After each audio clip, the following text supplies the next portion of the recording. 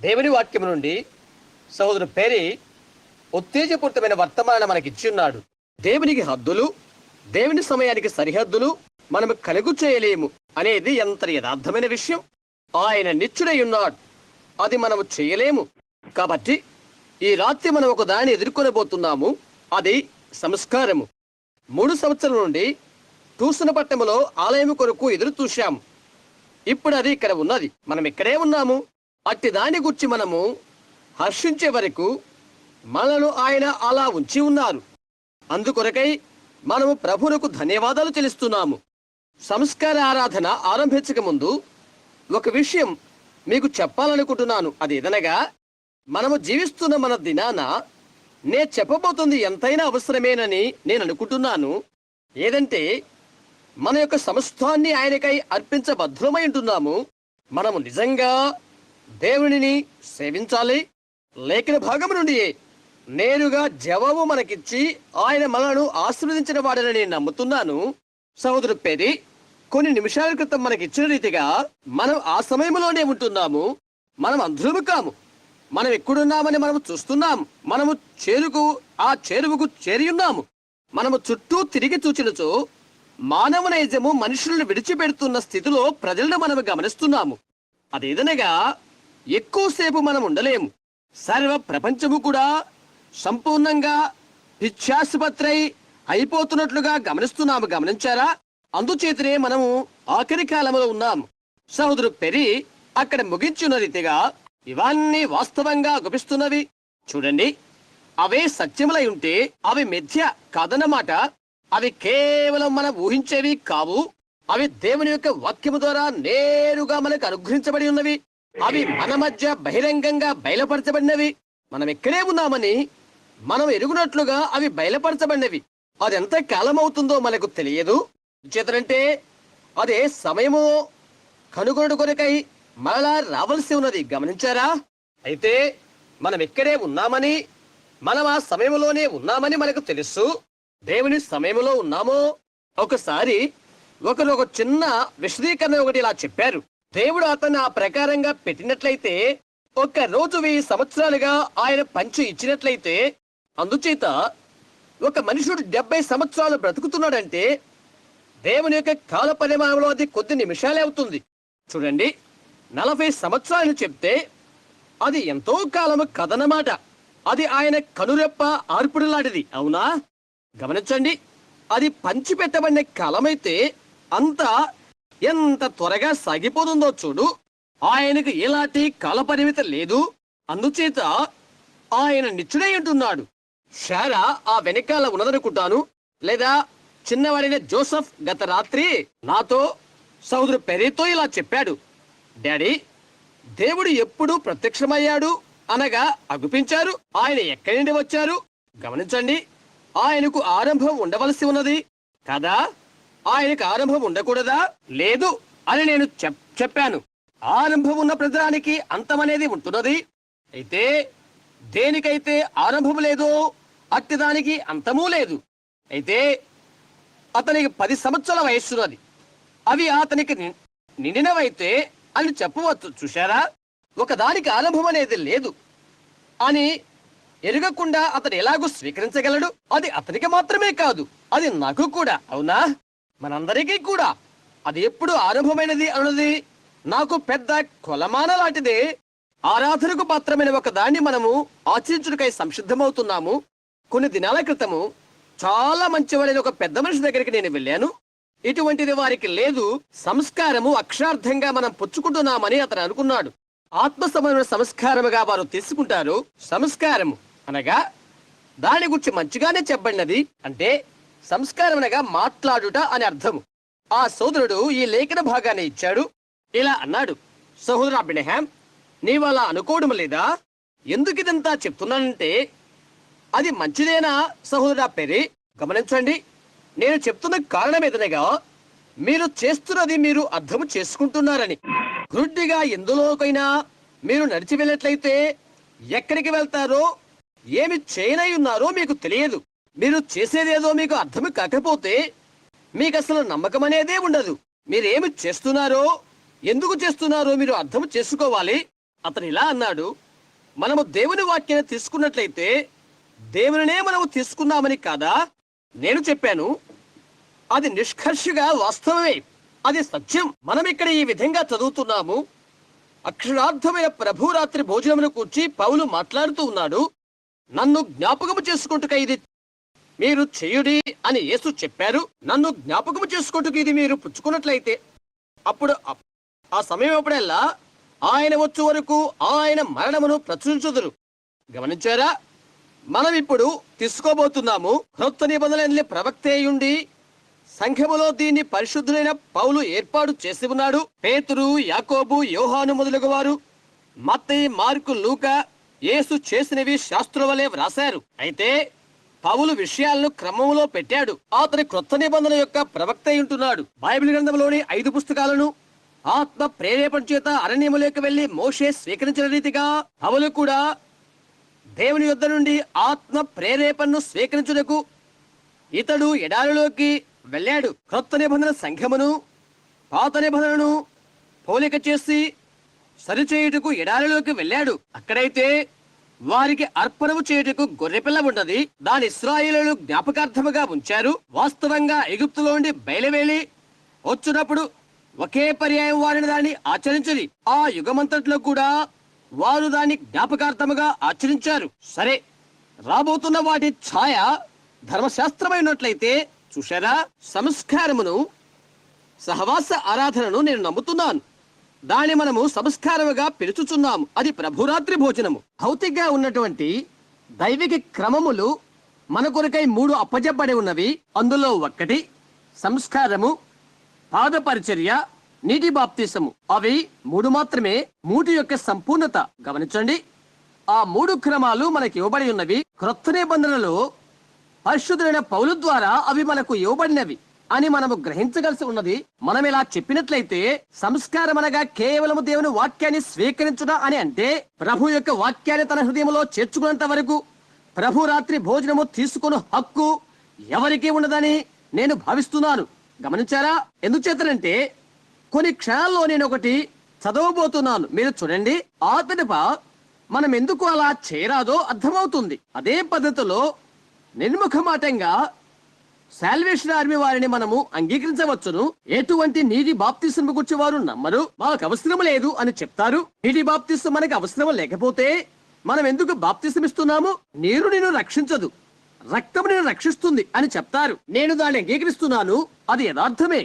రక్తమే నేను రక్షిస్తుంది, నీరు కాదు రక్షించేది. అంతరంగిక కృపా కార్యము జరిగిన దానికి బాహ్య నిర్ధారణంగా నీటిని మనము తీసుకునవలసి ఉన్నది. అలాగే గమనించారా?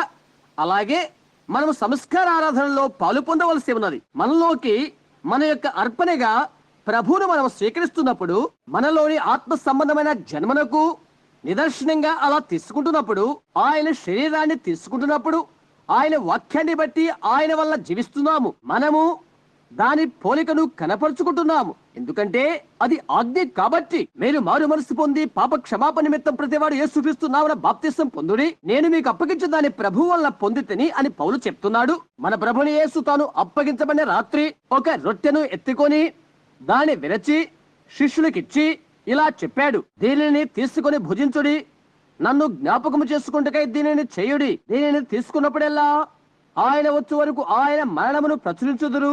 అందులో మనం ఇలా గమనిస్తున్నాము, రావాల్సిన ప్రజలు ఇంకా ఉన్నారు. ప్రశస్తమైన ఎంతో ప్రియమైన ఈ సోదరుడు అతను వచ్చి, నేను ఎప్పుడూ తీసుకోలేదు సోదరు అబ్రహాం అని చెప్పాడు. దాని అర్థమేంటో నాకు అర్థం కాలేదు, ఇంకో రీతిగా నేను బోధించబడ్డాను అని చెప్పాడు. అయితే గుర్తుంచుకో, ఆరంభ క్రైస్తవ సంఘములో పరిశుద్ధ పౌలు దాన్ని కూర్పు చేసి ఉన్నాడని మేము అంగీకరిస్తున్నాం అని నేను చెప్పాను. వారు ఇంటింటికి వెళుతూ ఏక మనస్సు కలిగే వారు రొట్టె విరుచుచుండిరి. అతడు దాన్ని సంఘములో ప్రవేశపెట్టాడు అని నేను చెప్పాను. గలతీ 1:8 అతను ఇలా అంటున్నాడు, పరలోకం నుంచి దిగి వచ్చిన ఏ దూత అయినా ఏదైనా చెప్పినట్లయితే అతడు శాపగ్రస్తులను గాక. గమనించారా?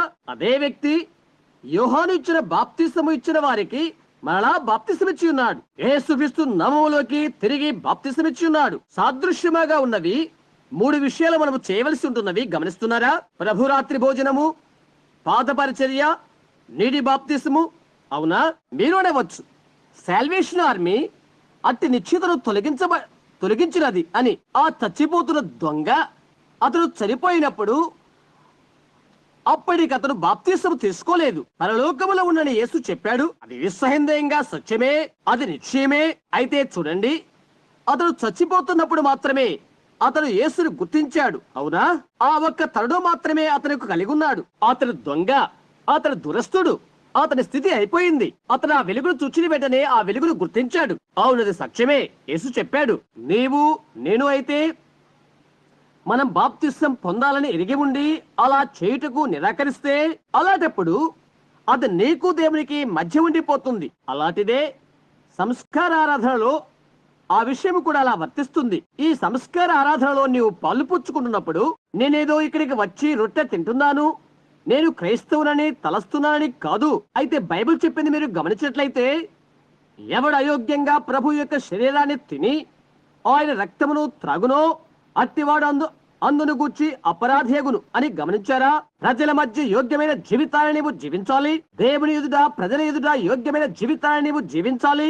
అది యోగ్యుడు అని నిర్ధారించబడుతుంది. ఇంకొక క్షణం, పాత నిబంధనలో బలి అర్పణ ఒక నియమముగాను కట్టడగాను ఉంటున్నది. అలాగే నీటి బాప్తిస్మం కూడా ఒక కట్టడయే. అలాగే పాదములు కడుగు పరిచర్య ఒక కట్టడయే. అలాగే ప్రభురాత్రి భోజనము ఒక కట్టడయే.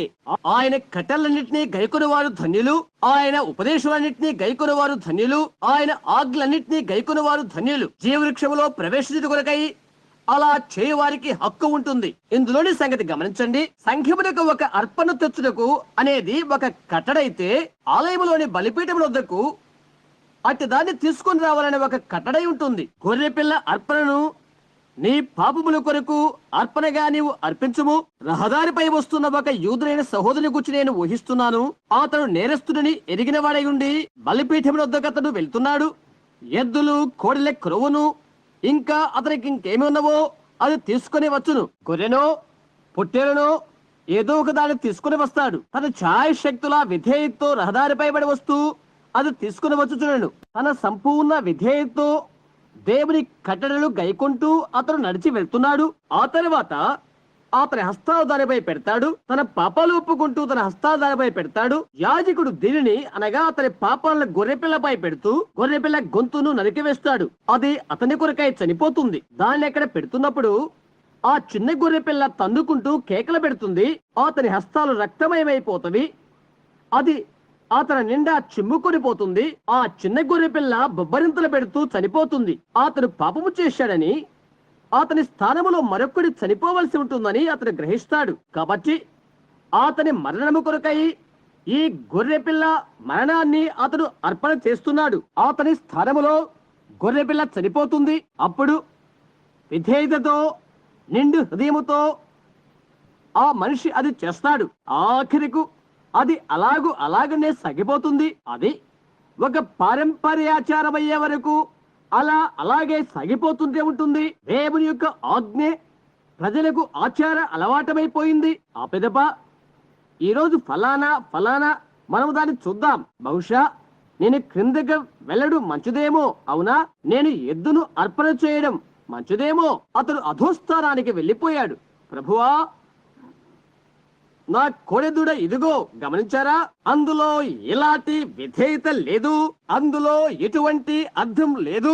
కాబట్టి ఆ విధంగా మన సంస్కారం తీసుకునేకూడదు. ప్రభు బలనొద్దకు సమీపిస్తున్నప్పుడు అదే విషయం మనకు జరుగుతుంది. యెషయా 35 కాదు, క్షమించండి, యెషయా 60 నన్నది మరలా తీసుకునివ్వండి. యెషయా 28లో అది ఉందనుకుంటాను. అదే వాస్తవమైన అధ్యాయం అని నేను తప్పకుండా నమ్ముతున్నాను. ఆయన ఇలాగూ చెప్పాడు, ఆజ్ఞ వెంబడి ఆజ్ఞ, సూత్రం వెంబడి సూత్రము, కొంత ఇచ్చడా కొంత అచ్చడా అని చెప్పుచున్నాడు. మేలైనదేదో దాన్ని పట్టుకొనండి. నత్తివారి పెదవులతో అన్య భాషతోను ఈ ప్రజలతో నేను మాట్లాడుదును. ఇదే విశ్రాంతి. ఆయన చెప్తున్నాడు, వారి భోజన బల్లనియు వాంతితో నిండి ఉన్నవి. నేను ఎవరికి విద్య నేర్పుదును, ఎవరికి నేను జ్ఞానోపదేశము చేసేదను. చూశారా? యెషయా 28 అదే సరైన లేఖన భాగం అని అనుకుంటాను. నేను ఎవరికి విద్య నేర్పుదును. చూడండి, వారి బలలన్నీ ఈనాటి రాత్రిలో మనం ఏర్పరచుకున్న ఈ గొప్ప విషయము, ఆయన మరణాన్ని మనము జ్ఞాపకము చేసుకుంటున్నాము. దినదినము ఆయన శరీరాన్ని మనం భుజిస్తున్నాం. లేక మన సోదరుడు మనకు ప్రబోధించిన రీతిగా మనం భోజనం చేస్తున్నాము. దేవుని వాక్యమును స్వీకరించుట అదేనని మన నిండు హృదయంతో మనము నమ్ముతున్నాము. అది ప్రత్యక్షమైన దానిగా మనము చూస్తున్నాము. అది మనకు అనుగ్రహించబడిన దానిగా మనము చూస్తున్నాము. అది రుజువు చేయబడిన దానిగా మనము చూస్తున్నాము. మన బ్రతుకుల్లో దాన్ని మనం అనుభవిస్తున్నాం.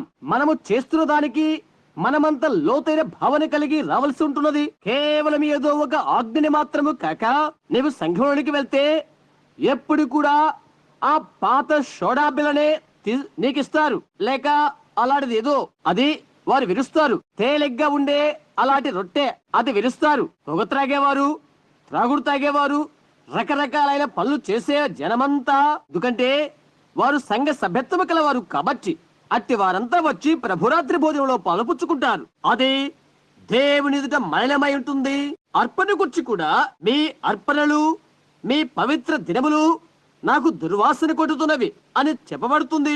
అయినప్పటికీ కూడా అర్పణ గురించి ఆయన కట్టడ నియమిస్తున్నాడు. అయితే వారు చేసే విధమంతా కంపు కొట్టేదిగా అయిపోతున్నది. ఆయన మొక్కులకు అనక నాసికారంధ్రాలకి కంపు కొడుతున్నది. ఆయనే నియమించిన అర్పణ లేక బలి అర్పణ, దేవుని వాక్యాన్ని మనము స్వీకరించనేది ఆ విధంగా ఉంటున్నది. నేటి దినాన అనేక మంది క్రైస్తవులు, నామకార్థ క్రైస్తవులు అలా చేస్తున్నారు. మనం ఇక్కడ నిలబడి వాక్యాన్ని చెప్పినట్లయితే, యేసుక్రీస్తు నిన్న నేడు యుగ యుగాలు ఒక్కడే రీతిగా ఉన్నాడని చెప్పినట్లయితే, ఆయన వాగ్దానం చేసిన విషయాలను ఆయనే ఘనపరుస్తాడని చెప్పినట్లయితే, ఓ అది ఇంకో దానికోసములే అని చెప్తారు. మన యొక్క సదమ ఆరాధనలు ఆయన మొక్కునకు కంపు కొడుతున్నవి. ఏ విధంగానూ అట్టిదాన్ని ఆయన స్వీకరించాడు. మన ఆచారయుక్తమైన అలవాట్లు ఆ విధంగా ఉంటున్నవి.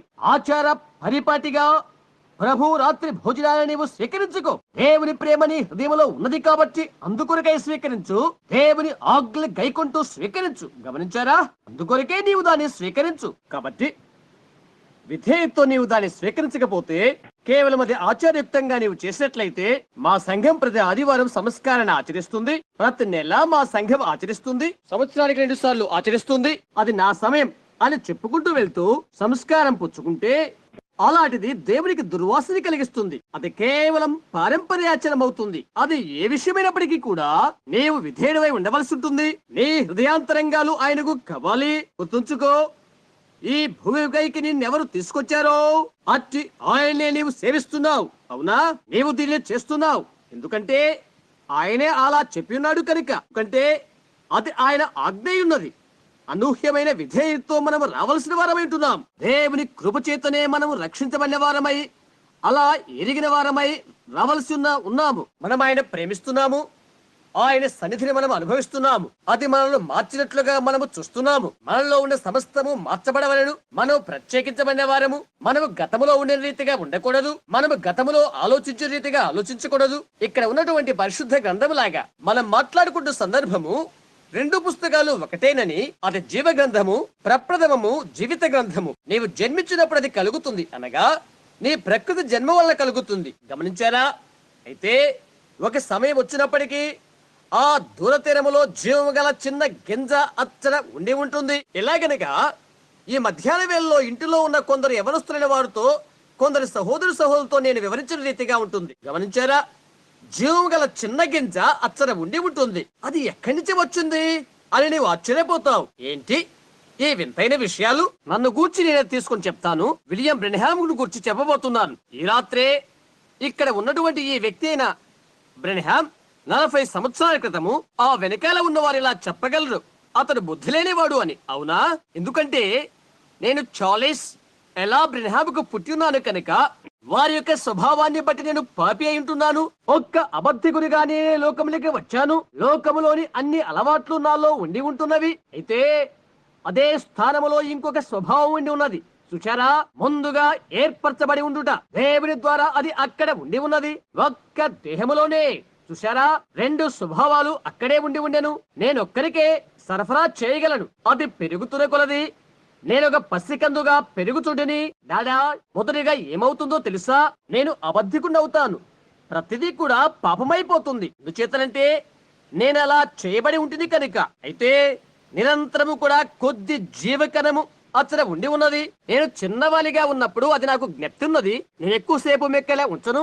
అక్కడ చిన్న కాలు ఒడ్డున కూర్చొని రాత్రి వేళలో అలా చూస్తూ ఉండేవాడను. అమ్మా, నాన్న, వారు విశ్రాంతిలోనికి వెళ్లిపోయారు. వారి దినాల్లో వారు పాపులై ఉండిపోయారు. మా యొక్క గృహములో ఎటువంటి క్రైస్తవం అనేది లేదు. అప్పుడు అయ్యో, త్రాగడం, విందులు ఆరగించడం, తిరగడం ఇలాంటివే ఉండేవి. అవి నాకెంతగానో వ్యధ కలుగు చేసినవి. నా లాంతర తీసుకుని నా కుక్కని పెట్టుకుని రాత్రంతా కాలం గడుపుటకు అడవుల్లోకి వెళ్తుండేవాడను. చలికాలంలో విందులు ముగింపక వరకు వేటాడుతుంటూ ఉండేవాడను.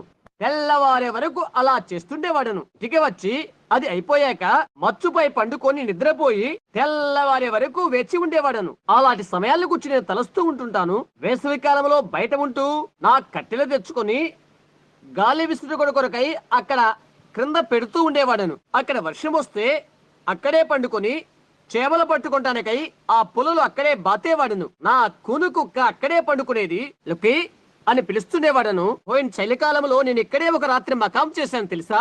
ఇక్కడున్న చెట్టు దగ్గరకు నా కుక్క వచ్చే వరకు నేను ఇక్కడ మంట వేసుకుని అలా కనిపెట్టుకుని ఉంటేని నేను ఇక్కడ మంట వేసుకున్నాను. భూమిలోకి 5 అడుగుల మంచు గడ్డగట్టుకుని పోయింది. అయితే చిన్న పువ్వు, నీవెక్కడి నుండి వచ్చిదివి? ఎక్కడి నుండి? నీవెక్కడి నుండి వచ్చిదివి? నీవిక్కడ రావటానికి నేను నాటిందెవరు? ఏ ఉష్ణ ప్రాంతం నుండి నేను తీసుకుని వచ్చారు? ఏంటి, నీవెక్కడి నుండి వచ్చావు? ఆ చిన్న పువ్వు నేను ఇలా చెప్పగలను. అది అలా ఎందుకు గడ్డగట్టిపోయింది? ఇక్కడ ఈ ఎత్తిన ప్రాంతంలో నేను అగ్నిమంట వేసుకున్నాను. గడ్డగట్టే పదార్థం ప్రక్కనే నేను ఏ పెద్ద దూలాన్ని కాల్చి ఉన్నానో అక్కడే వేడి పదార్థము ఉన్నది. నీవిప్పుడు ఇక్కడే ఉన్నావు.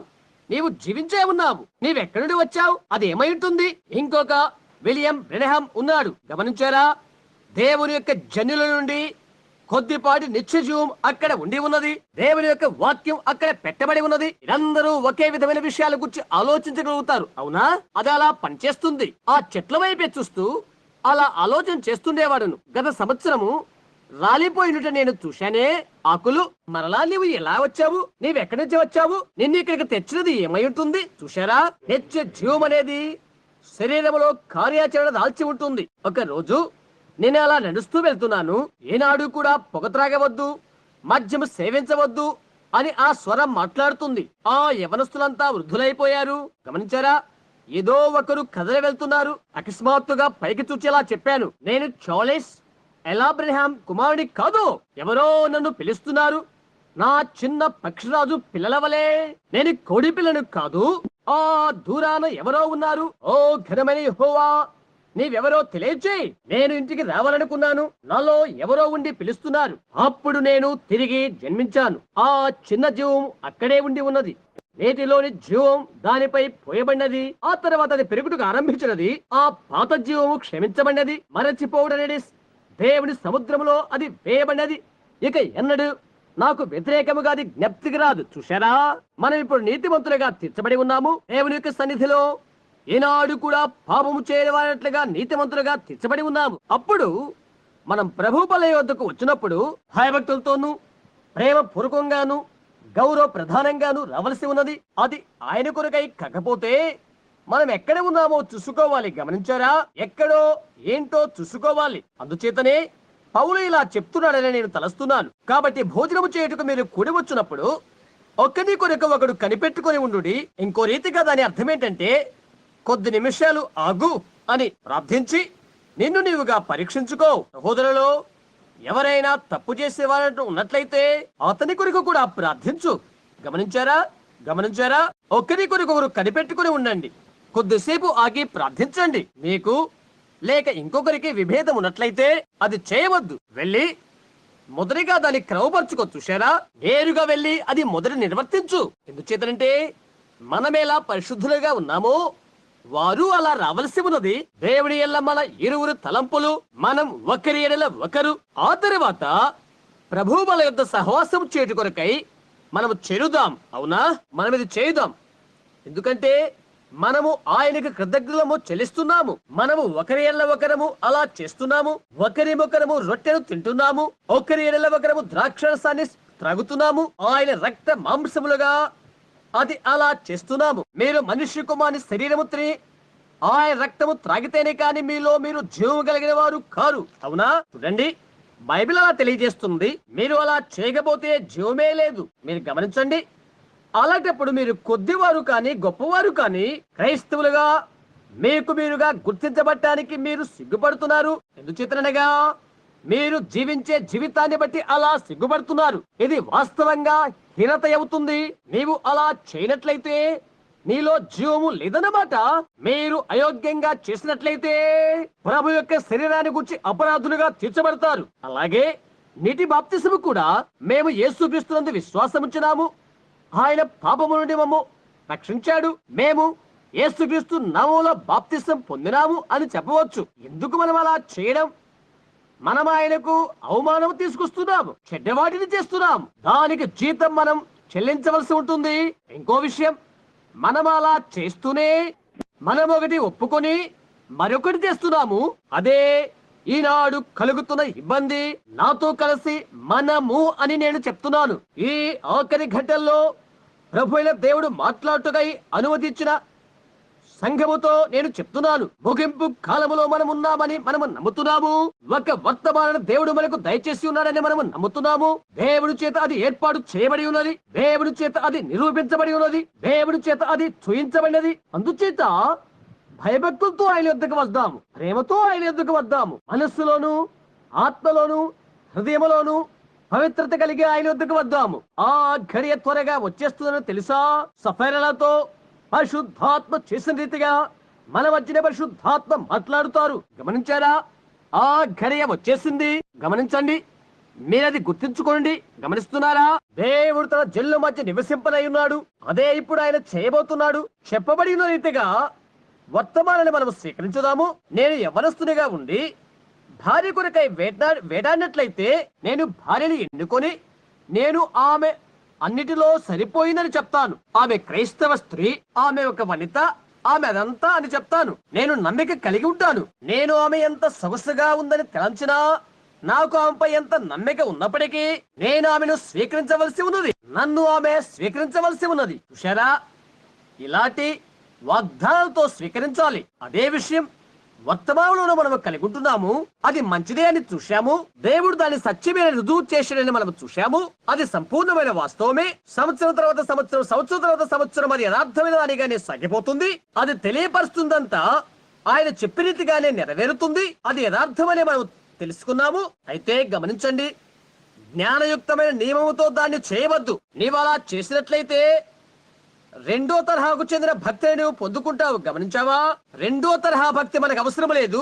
ఎవరో ఏదో ఒకటి అనుభవించితే వారి సాక్ష్యములో మనము జీవించిన వారం అవుతాం. యేసు పిలాతుతో ఇది ఇలా చెప్పాడనుకుంటాను. నేను ఒక మాట తలుస్తున్నాను. కొద్దిసేపటి తర్వాత ఆయన అడిగాడు, ఎవరది నీకు చెప్పారు అని. అది నీకు బయలుపరచబడిందా? ఇవన్నీ నీకు ఎలా తెలుసు?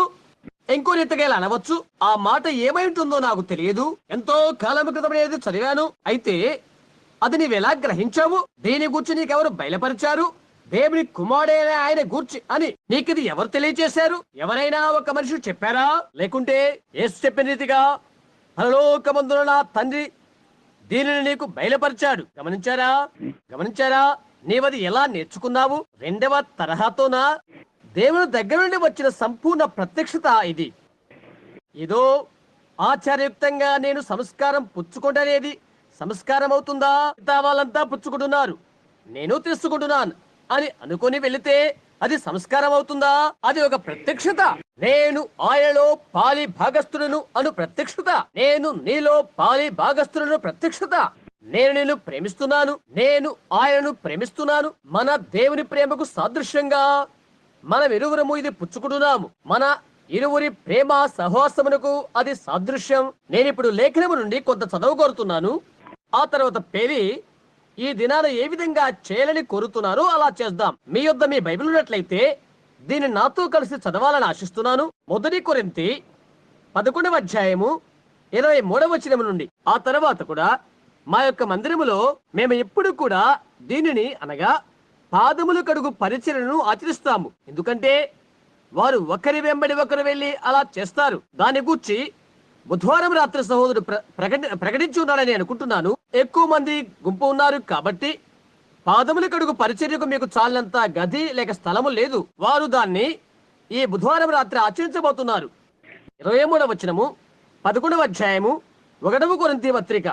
పౌలు ఏమి చెప్పాడో వినండి, గుర్తించండి, దీన్ని మీ మనసులో భద్రపరచండి. గలతీ 1:8 మేము కాని పరలోకం నుండి పంపబడిన వేరొక దూత కాని వేరొక సువార్తను ప్రకటించినట్లయితే అతడు ప్రకటించిన సువార్త కాక వేరొక సువార్త అలాంటి వాడు శాపగ్రస్తుడవును గాక. అవునా, నేను మీకు అప్పగించిన దాన్ని ప్రభువు వల్ల పొందుతుని ప్రభుని యేసు తాను అప్పగించబడిన రాత్రి ఒక రొట్టెను ఎత్తుకొని కృతజ్ఞతాస్తుతులు చెల్లించి దాన్ని విరచి, ఇది నా శరీరము, ఇది తీసుకొని భుజించుడి, మీ కొరకు విలువబడినది, నన్ను జ్ఞాపకము చేసుకుంటుకై దీనిని చేయుడి అని చెప్పాను.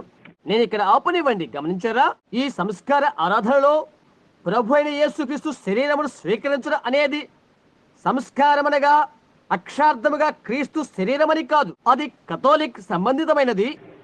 అది యథార్థమే నేను నమ్ముతున్నాను. ఇది దేవుడు మనతో చేసిన అవలంబన నుండి ఆజ్ఞ మాత్రమే ఉంటుందని నేను నమ్ముతున్నాను. గమనించారా? అది వాస్తవమైన శరీరము కాదు, కోషేరు రొట్టె ముక్క మాత్రమే. అది కేవలం నిర్వర్తించదగిన ఆజ్ఞ మాత్రమే.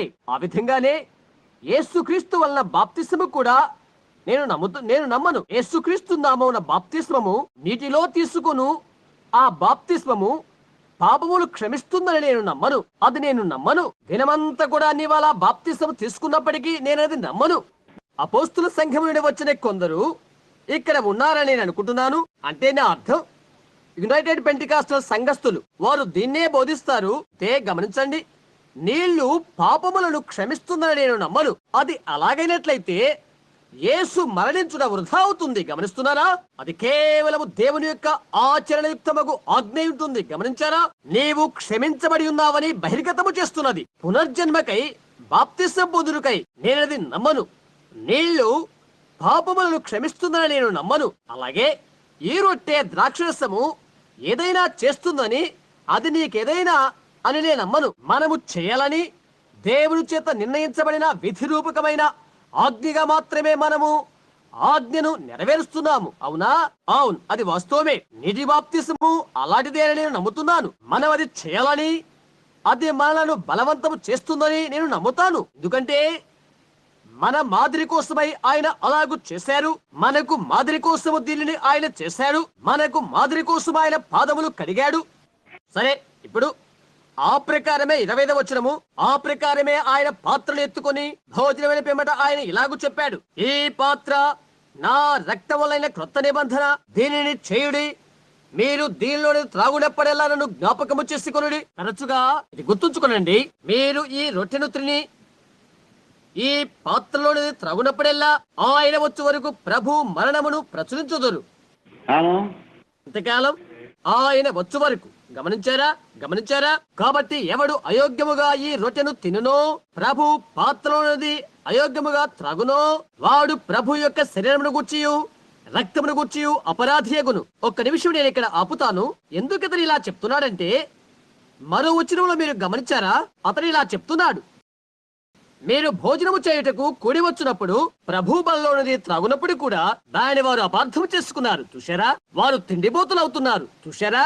ఈనాడు జనం ఏమి చేస్తున్నారో అలాగే ఎలాంటి జీవితమునైనా జీవిస్తూ బల్ల ఆచరిస్తారు. అవునా? మీరు భుజించుటకు మీకు ఇల్లు ఉన్నవి అని అతను చెప్తున్నాడు. గమనించారా? మనము చేయవలసిన ఆజ్ఞ ఇది. గమనించారా? మరిప్పుడు కాబట్టి ప్రతి మనుషుడు తను తాను పరీక్షించుకొనవలెను. అలాగే చేసి ఆ రొట్టెను తిని ఆ పాత్రను త్రాగవలెను. ఎవడైతే అయోగ్యముగా తిని త్రాగునో, అలా తిని త్రాగువాడు తనకు శిక్షావిధి కలుగుటికే తిని త్రాగుతున్నాడు. ప్రభు శరీరమని వివేచింపగా చేయువాడు. చూశారా? నీవెవరు? నీవు క్రైస్తవుడు. ప్రతి ఒక్కరి ఎదుట నీవు క్రైస్తవునిగానే జీవించు. నీవది స్వీకరించి క్రైస్తవుని వలె నీవు జీవించకపోతే నీవు ప్రభు యొక్క శరీరాన్ని గురించి వివేచించట్లేదు. మన యొక్క మార్గానికి నీవు అడ్డుబడను పెడుతున్నావు. గమనించా? నీవు అలా చేయట వారు చూస్తున్నప్పుడు లేక గమనిస్తున్నప్పుడు నీవు జీవించవలసిన విధంగా నీవు అలా జీవించినట్లయితే నీవు అడ్డుబడవవుతావు కదా. ప్రభు యొక్క శరీరాన్ని గురించి నీవు వివేచన చేయట్లేదు. దాని వల్ల కలిగే కీడేంటో గమనించు. ఇందువలనే మీలో అనేకులు బలహీనులు రోగులై ఉన్నారు. చాలా మంది నిద్రిస్తున్నారు. సోదర పెరి, దాని అసలైన అనువాదం చనిపోవుట కదా. చూశారా?